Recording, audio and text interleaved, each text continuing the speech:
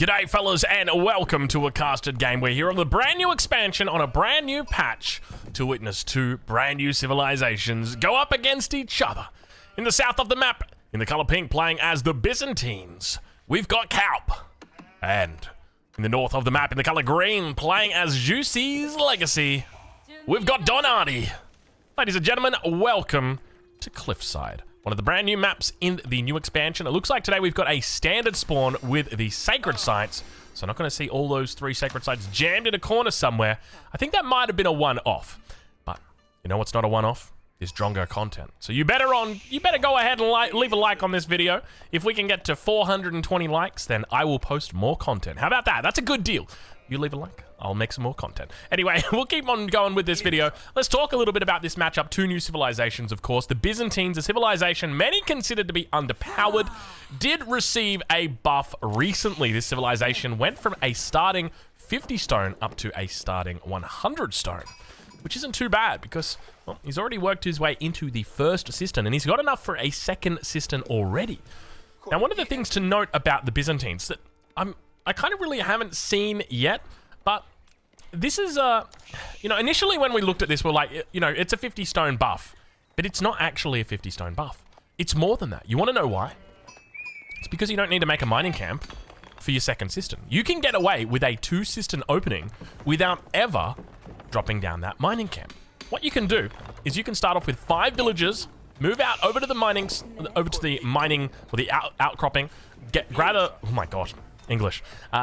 up that 50 stone, bring it back to the town center, and now you've got yourself 150 stone. Of course, 50 on your first cisterns, 100 on your second. And I know that people are going to say, but Drongo, what about the aqueduct? You need at least a little bit of stone for your aqueduct, and that is where these buildings come in. You've got your house, you've got your mining camp. These are going to provide you that little bit of extra stone. Remember, you get 8 stone for each of these, as well as 8 stone for a mill if you choose to place that down as well on the berries. So keep that in mind. I suspect we'll probably see players start to realize it, but it's a good way to think about it, right? Going from a 50 stone buff to a 50 stone and 50 wood buff is definitely quite nice. But have a look at this. We got some fighting happening over the sheep. Meditation Garden's already on the way. Oh, it's an absolute banger. This is absolutely what you want on the Meditation Gardens. You've got your double berries, exactly how you should have it.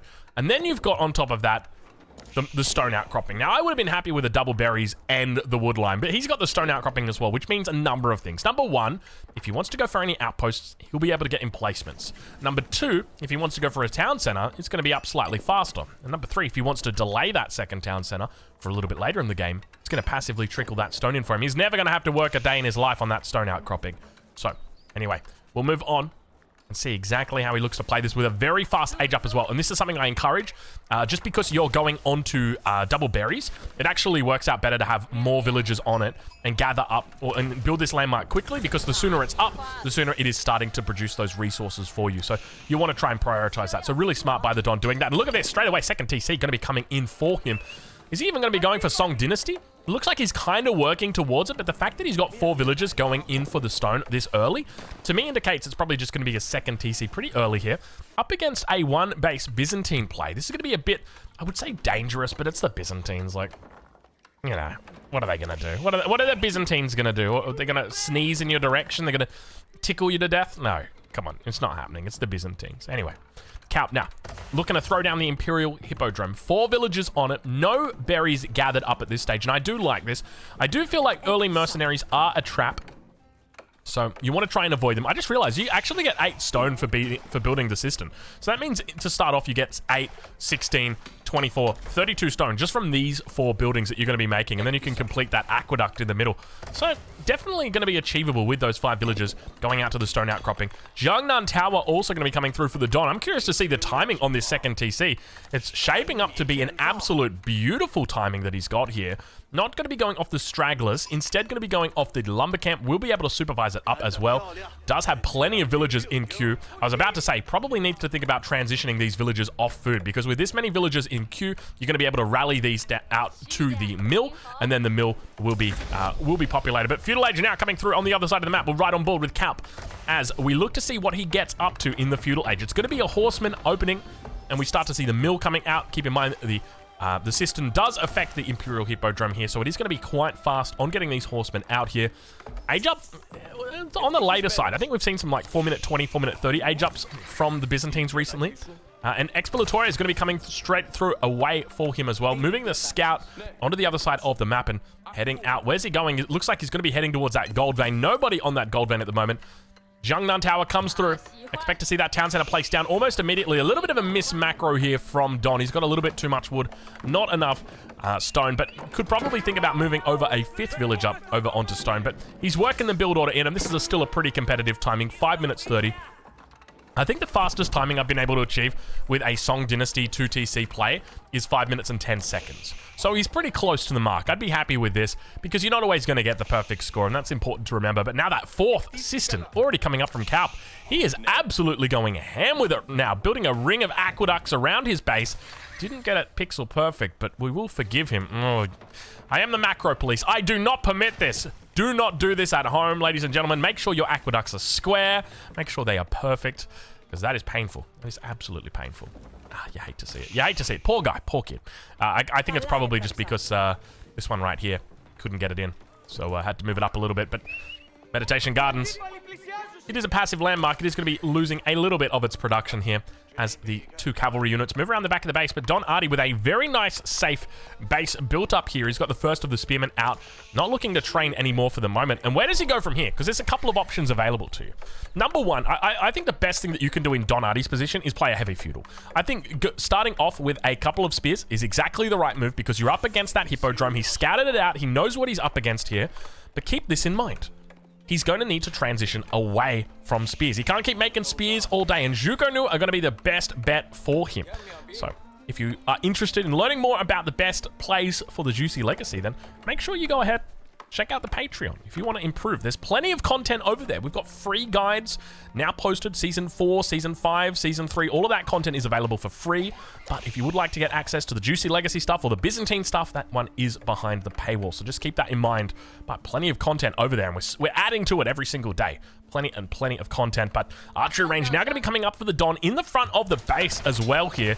Curious to see its positioning over towards this angle. I would have thought he'd come more out towards this east side and then look to throw the farms in the back. Obviously, you've got the deer back here, so, you know, throw down that granary and then just add in the farms with it. It feels really good playing the Juicy Legacy and doing that, but now Spearman's got to be careful. He will get picked off if he comes out too far. Fortunately, there are more spears here ready to roll.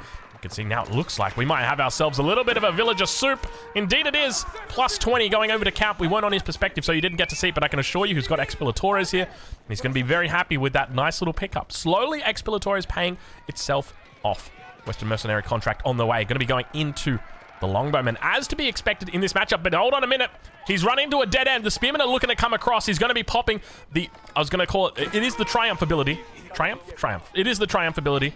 I don't know why I call it Fortitude. I mean, I call it Fortitude because that's what the Ottomans Sipahi has got.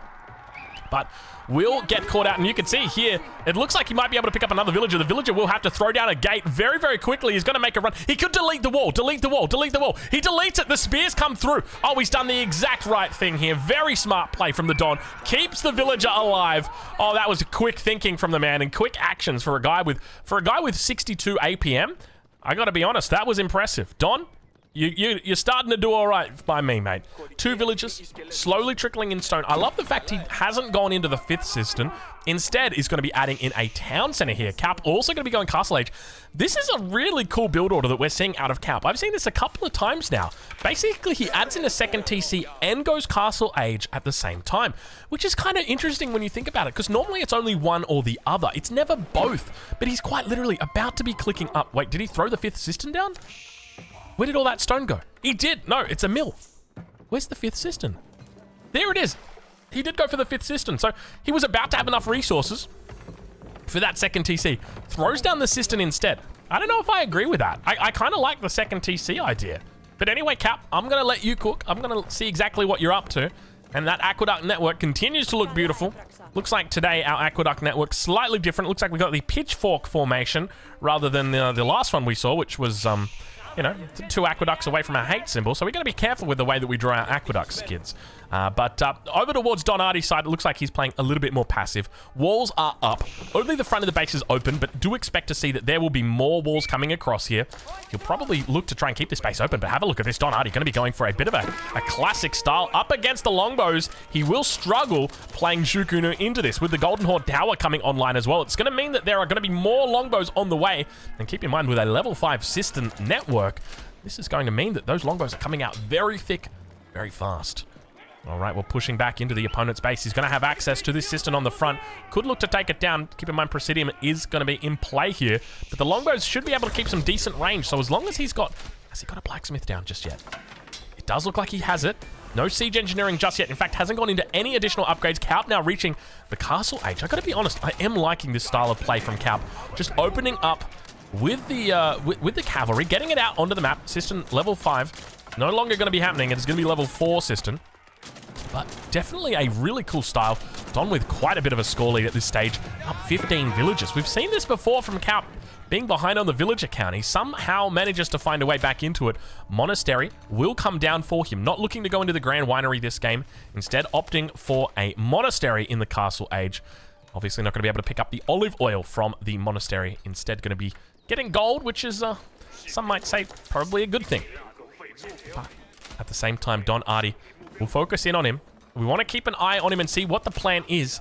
A distinct lack of villagers here. He's throwing down houses when he doesn't really need to be, but maybe he's just a little bit fearful of the space in the base. You always got to be careful about that on a map like this. And there we go. It is going to be exactly what we thought. A little bit of a battering ram timing coming through for the Don, exactly as we'd expect. Now, we've seen the man on this map before look to do something a little bit crazy. He pulled all the villagers.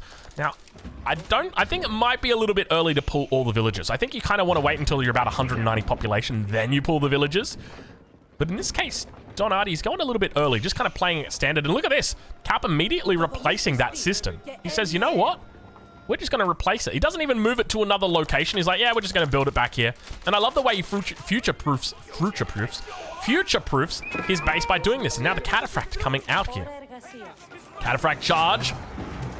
Not yet utilized. Does have the option for it, though.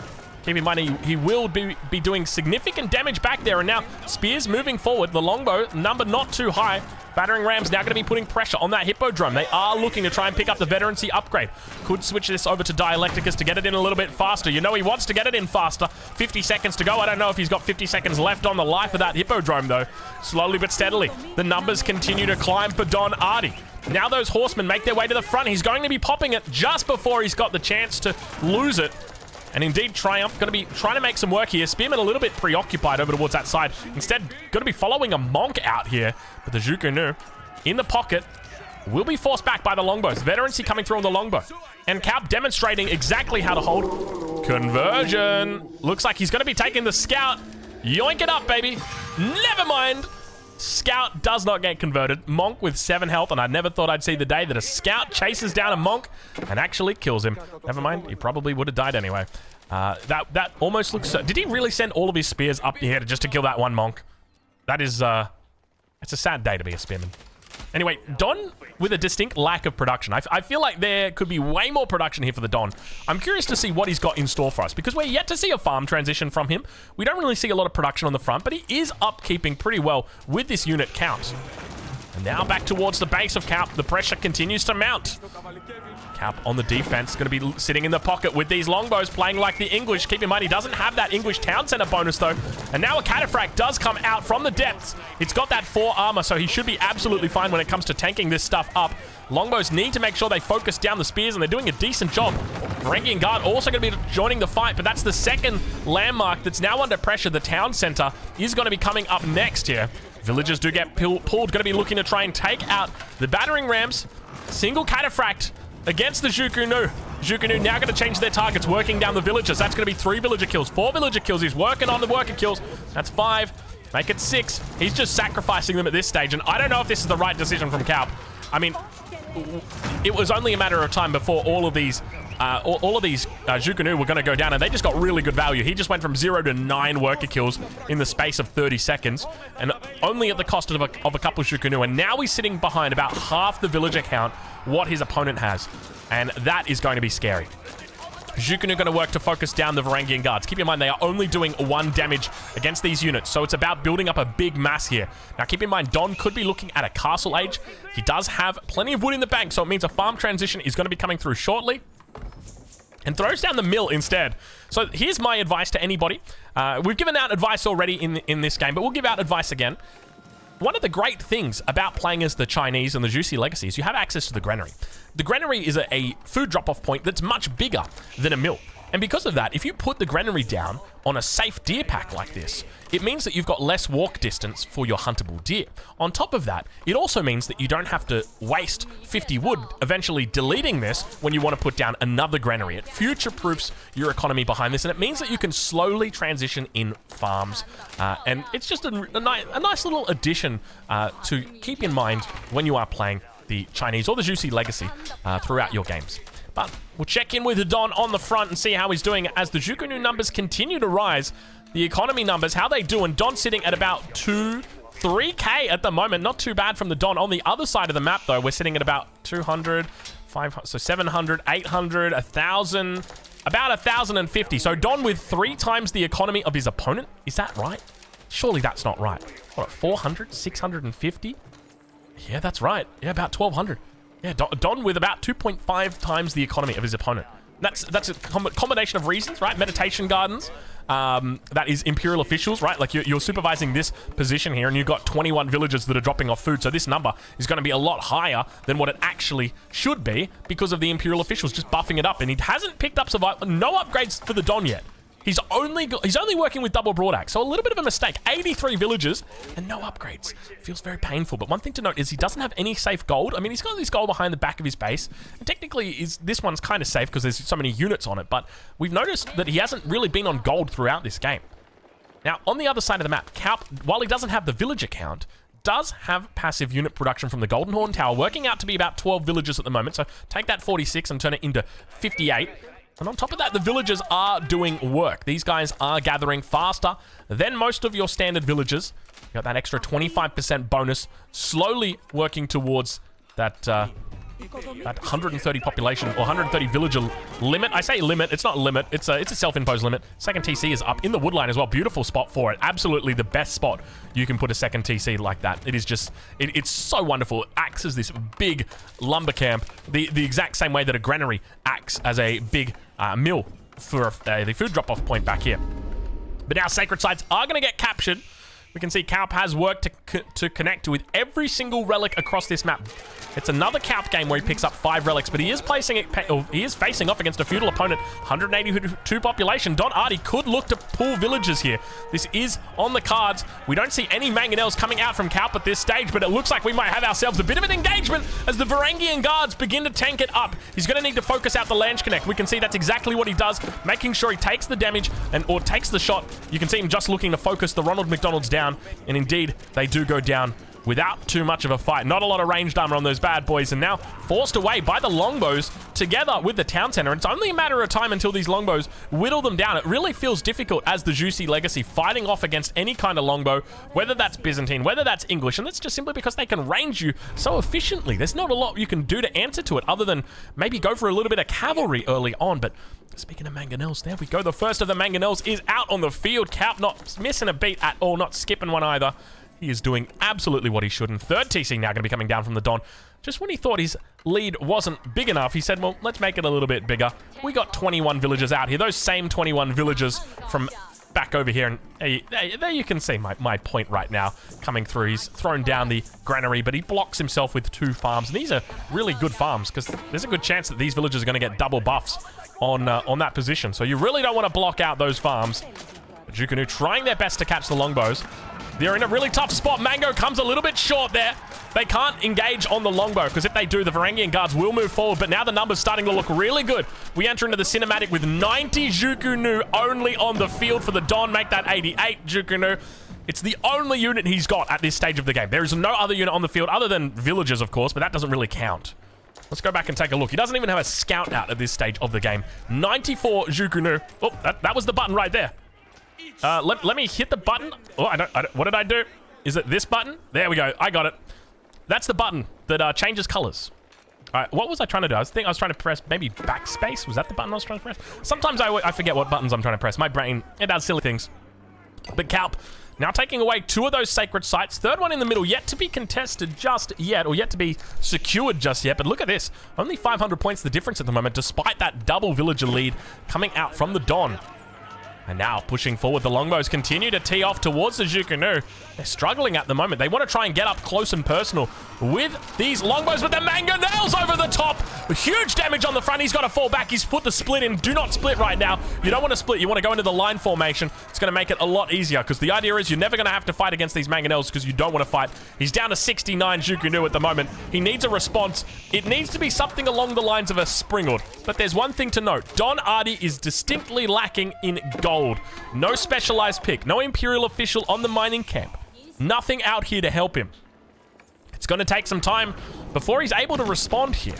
But the good news is, without the astronomical clock tower as the Chinese. So remember the Chinese get astronomical clock tower.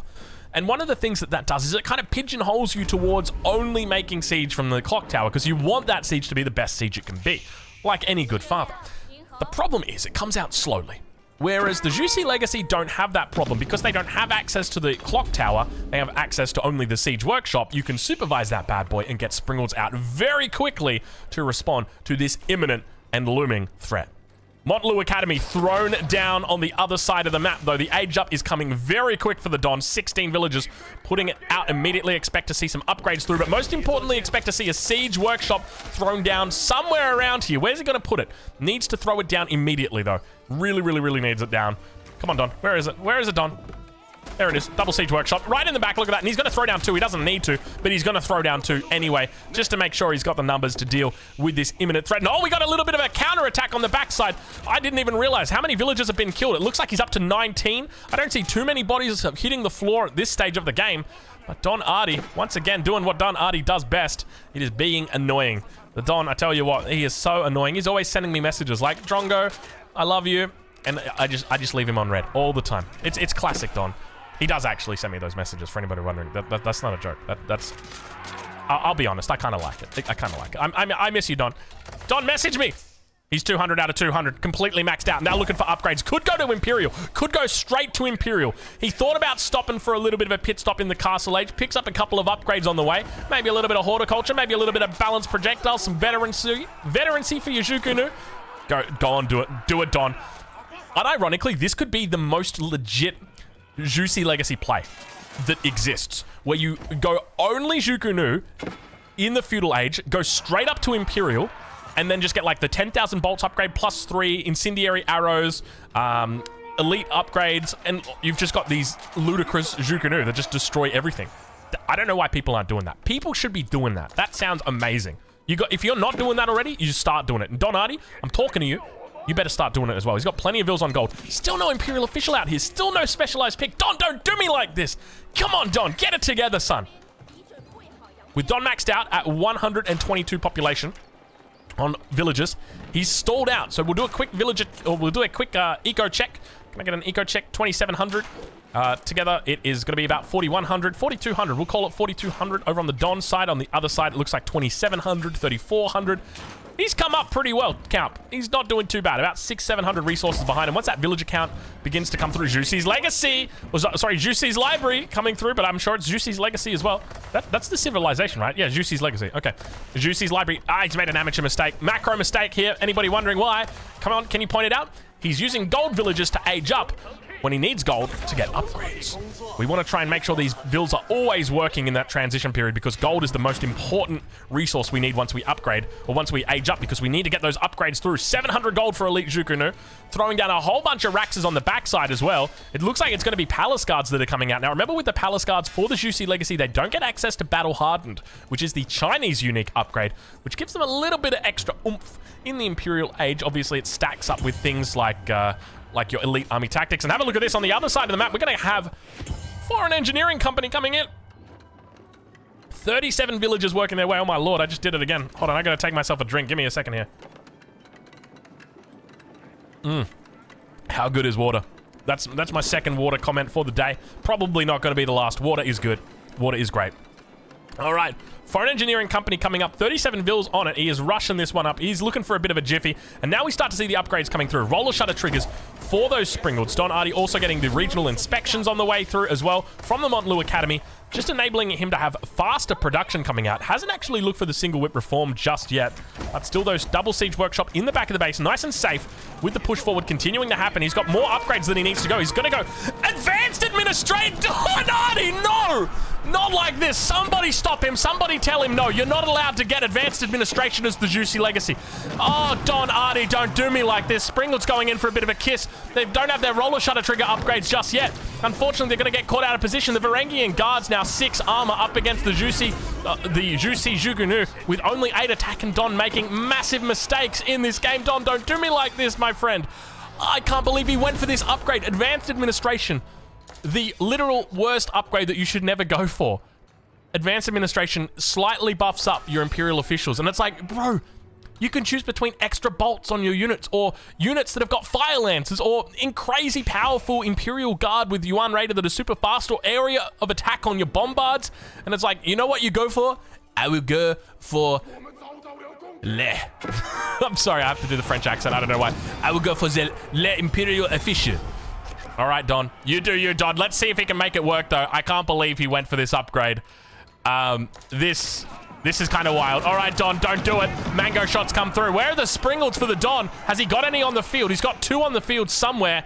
We don't see them, though. Where are the Springalds? Don't tell me they're all the way. Oh, no, they're just coming out. I don't know what happened to the last Springald, but quite frankly, at this point, I don't give a damn. Don Artie adding in more and more palace guards the longer this game goes, and the push is starting to look good right now from Calp. Have a look at the number of units he's got out here. The longbows have never died. I don't think he lost a longbow this game. The Jukunu could never catch them, and they continue to haunt Don Artie at this stage of the game. He's gone into an upgrade that I could only really call as silly. Varangian guards moving forward up against the palace guards. It looks like elite upgrades yet to come through, but we do see the Lange Connect have they been elite upgraded? They have been elite upgraded. Elite longbows in as well, teeing off. No, not the Springalds again. The Don looking for another kiss. He's got the roller shutter triggers online, and they get sniped out. Don losing both of the Springalds in the split of seconds.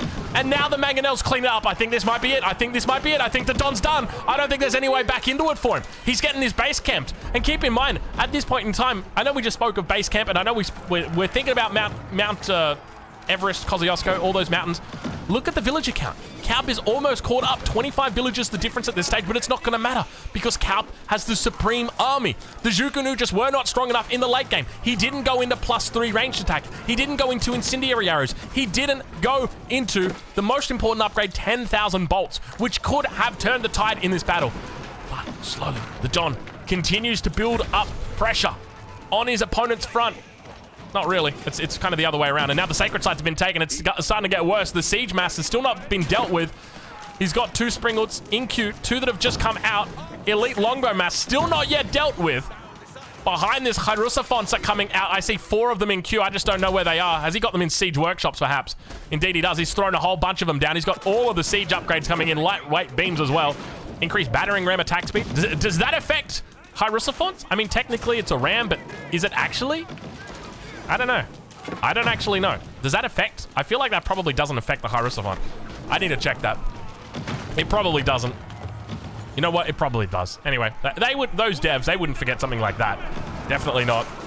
And now it's that emoji. You know that emoji with the face? It's like the one where it's like, yeah, you guys get the picture. Nest of bees online here. Using the nest of bees. My own tools against me, says the Don.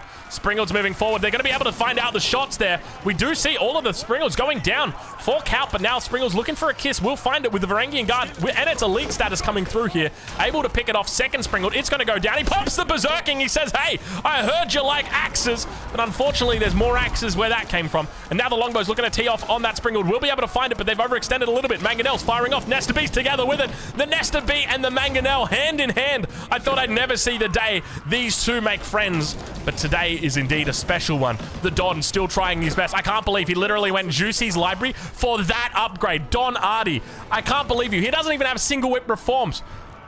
I'm going to have to coach him. I'm going to have to coach him. I'm going to have to coach him. I'm going to have to call him and be like, Don, look, we got to talk about the Juicy legacy, my friend.